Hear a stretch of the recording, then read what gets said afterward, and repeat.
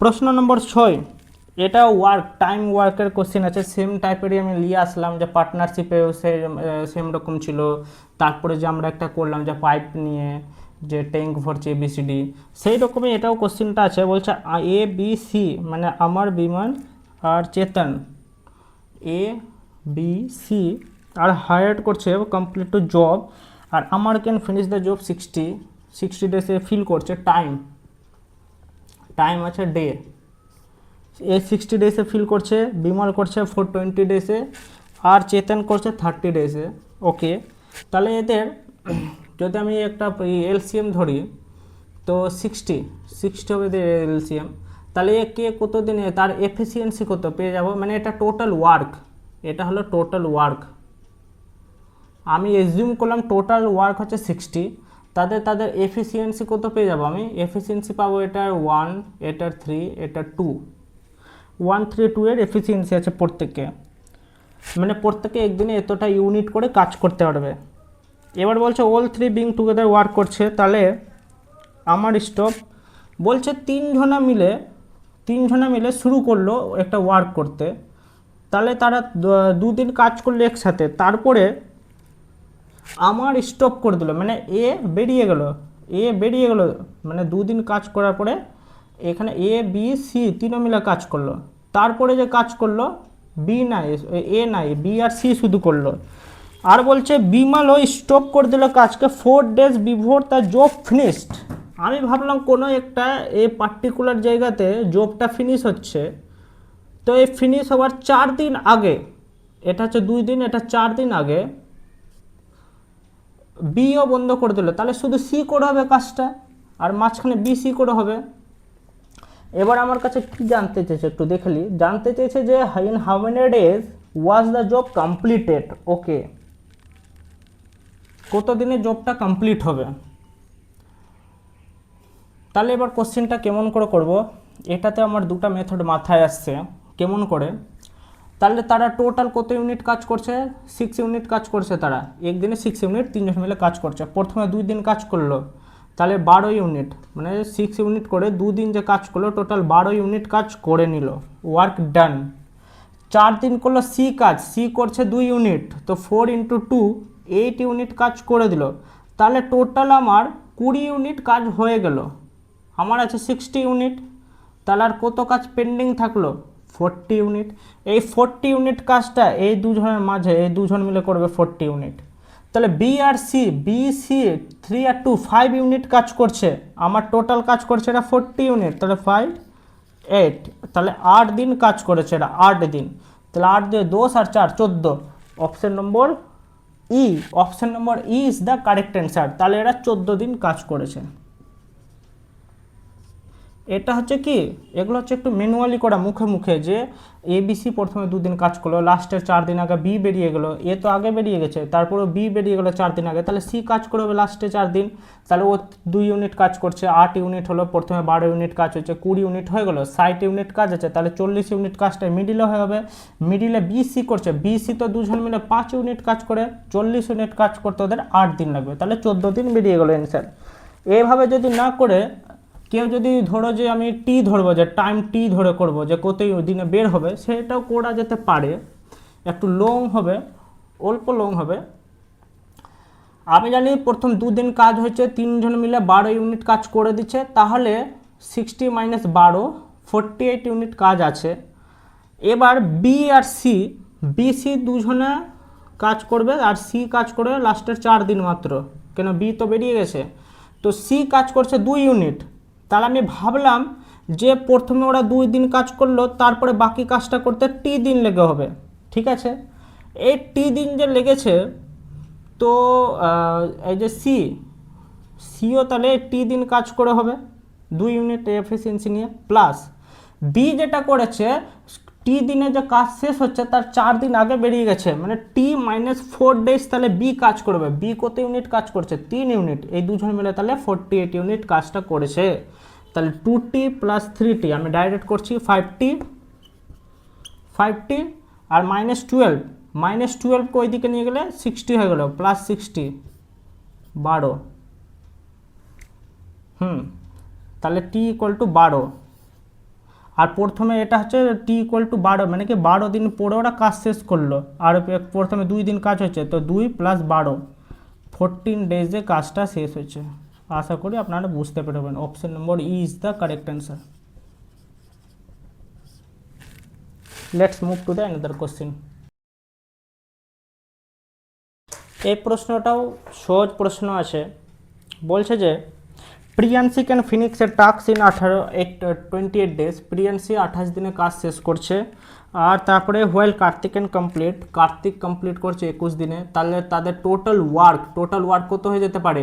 এদের এলসিএম করো, 28, 21, 4, 3, 54, 84 ইউনিট যদি আমি টোটাল কাজ হয়, তাহলে এফিসিয়েন্সি কত হবে? তাহলে এর এফিসিয়েন্সি হবে 3, এর হবে 4। If they work alternately starting with Kartik 3:4, okay, তাহলে তারা ওয়ার্ক করছে অল্টারনেটভাবে, মানে প্রথমে হয়তো আর স্টার্টিং উইথ কার্তিক, প্রথমে কার্তিক কাজ করবে, তারপর প্রিয়ান্সি, আবার কার্তিক, আবার প্রিয়ান্সি, আবার কার্তিক, আবার প্রিয়ান্সি, এইভাবে চলতে থাকবে। In how many days will the task be finished?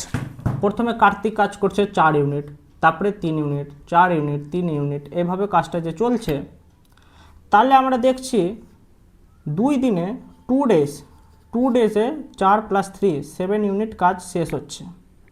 আমাকে করতে হবে 84 ইউনিট। 84 মানে কত?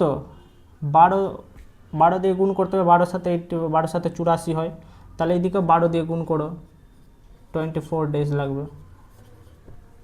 24 days is the correct answer. 24 দিনে 84 ইউনিট কাজটা শেষ হবে। কিছুই ছিল না অঙ্কটাতে, মানে বলছে যে অল্টারনেটভাবে কাজ করতে, প্রথমে কার্তিক, তারপরে প্রিয়ান্সি। কার্তিক 4 ইউনিট করছে একদিনে, আর প্রিয়ান্সি একদিনে 3 ইউনিট, তাহলে 2 দিনে তারা 7 ইউনিট কাজ করছে টোটাল। আমাকে করতে হবে 84 ইউনিট, তাহলে 84 একদিনে, 2 দিনে করছে 7 ইউনিট, তাহলে আরও এইভাবে 12 দিন, তাহলে 12টাই লাগবে জোড়, মানে জোড় মানে কি 12টা দিন লাগবে। কিন্তু এই 12 যে লাগবে, তো কিন্তু তারা আমি জোড় পেলাম, মানে ডবল পেলাম, তাহলে একে কিন্তু 2 দিয়ে গুণ করে দাও, 24 অ্যান্সার। এই 12 ইউনিটটা যে পেলাম আমি এই দুজনের জন্য পেলাম না, জোড়, এই দুজনের জোড়, এই জোড়ের জন্য আমি 12টা পেলাম। তাহলে আমাকে যে টোটাল কত দিন লাগলো? তাহলে 24 দিন লাগলো। আমি এটাকে প্রত্যেকটাকে সিঙ্গেল এবার করে দিলাম 2 দিয়ে গুণ করে, 24, মানে option D is the correct answer.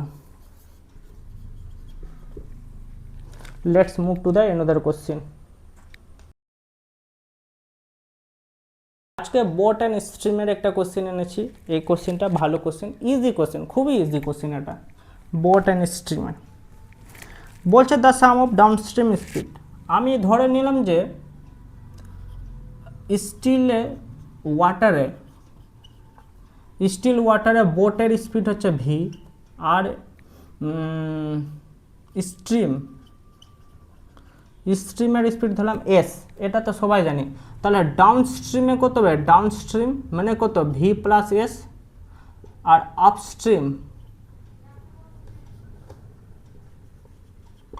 আপস্ট্রিমে v - s হয়।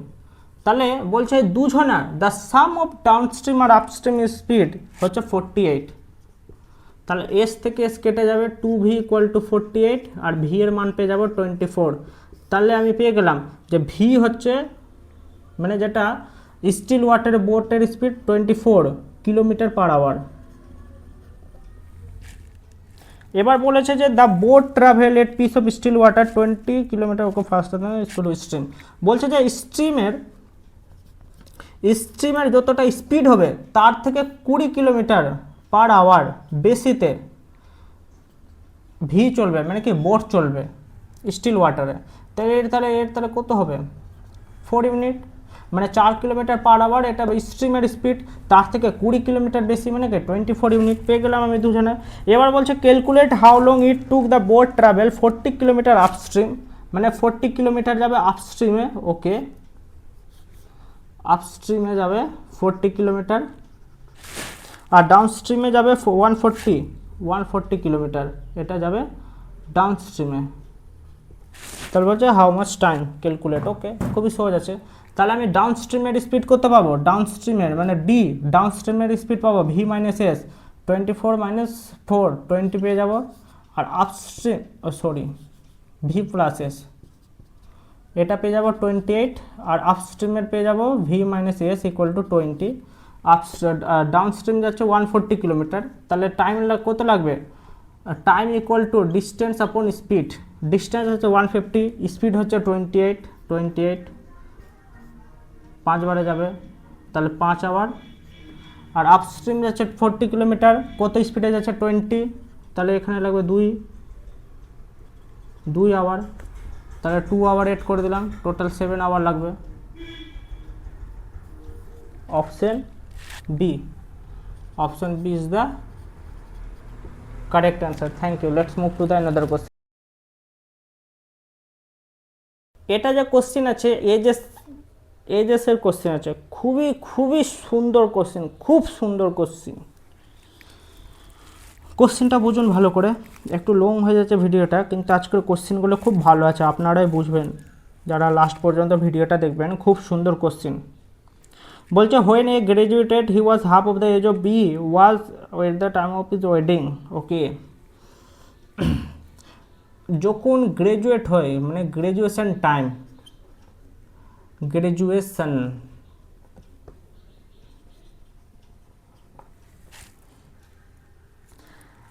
গ্রাজুয়েশন টাইম হচ্ছে এর জন্য, আর ওয়েডিং টাইম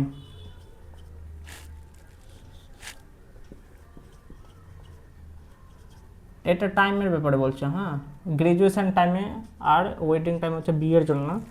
বলছে যে গ্রাজুয়েশন টাইমে মানে এ হাফ এজ হবে বি এর।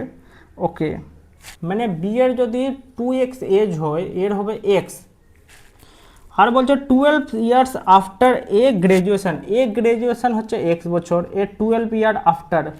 ওকে, তো হিজ এজ মানে এর এজটা হবে 3 টাইম হবে। বি এর age was 26 year before his ওয়েডিংয়ের সময় এজ ছিল 2x, তার 26 ইয়ার বিফোর বলেছে। আচ্ছা, ওকে, আর আচ্ছা এবার প্রথমে এক্সের ভ্যালুটা তাহলে এখান থেকে বেরিয়ে যাবে। তারপরে বলেছে যে বি এর যেটা ওয়াইফ আছে ও হচ্ছে ইয়াঙ্গার হবে 3 ইয়ার ইয়াঙ্গার দেন, তাহলে what is the average of B আর তার ওয়াইফের এজ। খুবই সহজ কোশ্চেন, তো এইসব তো বেরিয়ে গেলো। এক্সের মানটাই বের করা মেন টাস্ক এখানে। X plus 12 equal to 6x minus 878, তাহলে এখানে পেয়ে গেলাম আমি 90, 5x, x ইকুয়াল টু 18 পেয়ে গেলাম। 18 যে পেয়ে গেলাম, তাহলে 36, বি এর বয়স কত? 36, আর বি এর ওয়াইফ যেটা হবে, ওর ওয়াইফ 3 ইয়ার্স ইয়াঙ্গার 33, এদের এভারেজ কত? 36 প্লাস 33/2। তাহলে এটা ডাইরেক্ট করা যেতে পারে 969/2, 37.5। Option 34.5, option number B is the correct answer.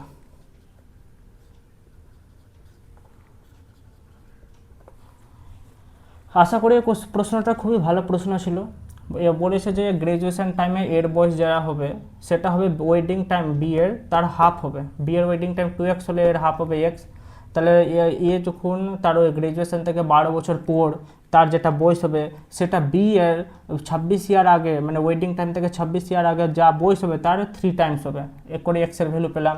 তাহলে বি এর এজ পেয়ে গেলাম কত? 18 টু 36, তার ওয়াইফ হচ্ছে 3 ইয়াঙ্গার 3 বছর ছোট, তাহলে 33। এদের এভারেজ হয়ে গেল কি, দুটা সাম করে 2 দিয়ে divide, 34.5 is the correct answer. Thank you.